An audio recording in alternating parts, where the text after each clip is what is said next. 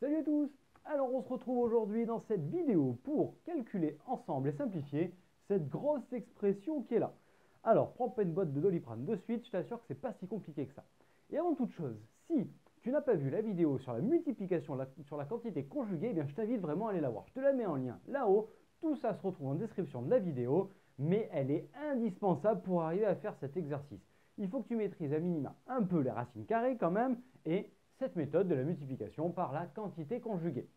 Donc là, a priori, tu devrais être en seconde pour pouvoir faire ça, mais sache que le premier et le terminal a fortement besoin de savoir faire ça, notamment le terminal pour les limites. Alors regardons de suite ce calcul et comment est-ce qu'on peut procéder. Tu vois ici une somme de plein de fractions qui ne sont pas du tout au même dénominateur. Donc ne commence pas à te dire tiens je vais réduire au même dénominateur parce que en fait il y en a une tripotée, il y en a vraiment plein. Donc là, ici, il faut essayer de se dire, lorsqu'il y a des racines carrées au dénominateur et qu'on veut essayer de simplifier les calculs, la quantité conjuguée est hyper adaptée pour ça. Elle marche super bien. Donc, en fait, ce que l'on va faire ici en première étape, c'est prendre chaque fraction et la multiplier par la quantité conjuguée du dénominateur. C'est-à-dire, pour la première, on va multiplier en haut et en bas par 1 moins racine de 2. Puis pour la deuxième, on va multiplier en bas par racine de 2 moins racine de 3. Et ainsi de suite, jusqu'à la fin, on va multiplier par racine de 99 moins racine de 100. Et tu vas voir, tout va apparaître et va arriver à se simplifier. Allez, je te marque le détail.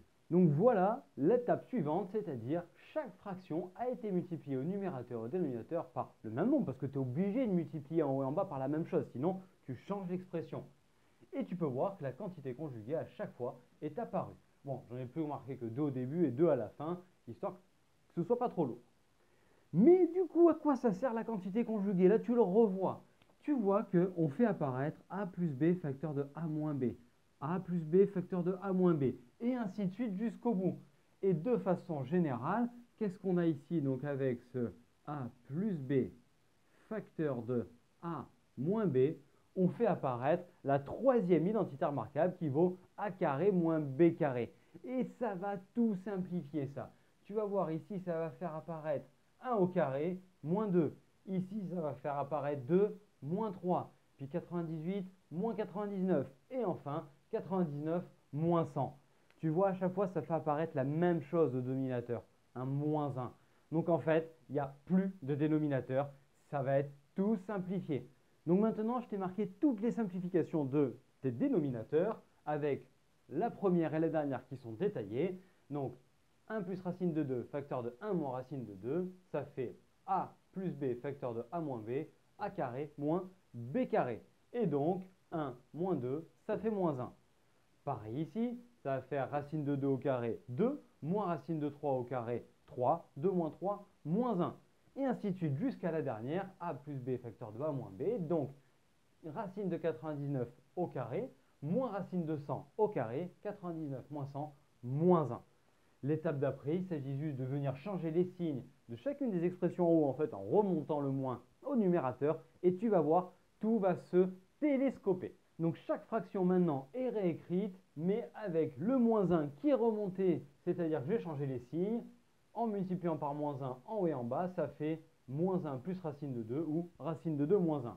Puis moins 1 fois ça, ça fait racine de 3 moins racine de 2. Et ainsi de suite. Et j'ai juste fait réapparaître ce terme-là ici pour que tu vois bien le fameux télescopage dont je viens de te parler. Qu'est-ce que c'est qu'un télescopage ou encore même une somme télescopique? Tu verras un petit peu. Si tu es en terminale d'ailleurs, tu peux aller le voir. On a une vidéo là-dessus. Alors, ici, tu peux voir qu'on a racine de 2 moins racine de 2. Hop, ça s'en va. Puis ici, on a racine de 3 moins racine de 3. Ça s'en va également. Le racine de 4 qui est ici, eh bien ce racine de 4, il va partir avec un truc qui est là-dedans. Et au final, là-dedans, tout va partir, tout va se simplifier. Et on regarde que sur la droite, c'est pareil. Tu as ton plus racine de 99 moins racine de 99. Et ton racine de 98 qui est ici, eh bien tu le barres avec quelque chose qui sera à cet endroit-là. Et tu peux voir qu'en fait, tout s'est simplifié sauf deux termes, le moins 1 et le racine de 100. Donc, on obtient moins 1 plus racine de 100 Et sa racine de 100, tu sais combien ça fait? Ça fait 10. Et donc 10 moins 1, tu trouves 9 à la fin. Donc tu vois de ce gros calcul-là ici, à la fin, ça fait 9. Ça simplifie plutôt bien. Eh bien écoute, j'espère que tu as bien compris cette vidéo et qu'elle t'a plu. Donc si tel est le cas, n'hésite pas à me lâcher le petit pouce bleu vers le haut et à venir t'abonner à la chaîne en activant la cloche. Ça nous aide à la développer. Tu peux également la partager auprès de tes potes. On te remercie pour ça. Ça nous aide à nous faire connaître. Puis ensuite, tu peux nous retrouver sur notre site internet, sur nos réseaux sociaux Facebook et Instagram. Et d'ici à la prochaine vidéo, je te souhaite une très belle journée et je te dis à très bientôt. Allez, ciao à tous!